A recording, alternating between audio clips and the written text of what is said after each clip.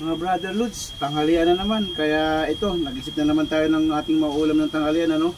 Kumuha ako ng talbos ng kamuting kahoy dito sa aking taniman sa gilid. Ito, napiga ko na siya.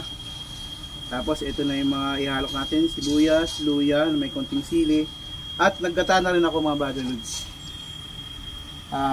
Lulutuin natin ito brother Lods. Brother Lods, lagyan natin muna yung igigisa natin itong bawang.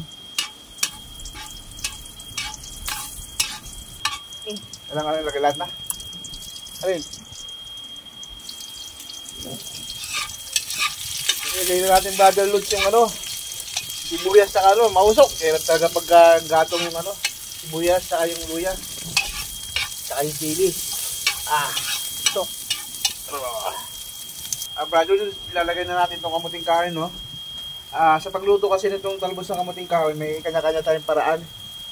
Ako, ginisa ko muna yung mga bawang, luya, at saka yan.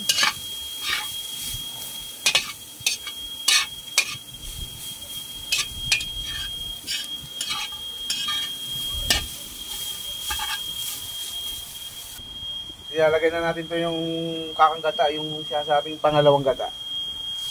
Yan. Sasabay nyo na yung pampalasa. Ako mamaya ko na ilalagay yung pampalasa pag medyo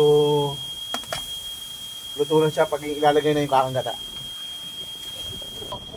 Ito mga brother Lods, ilalagay natin yung espisong gata.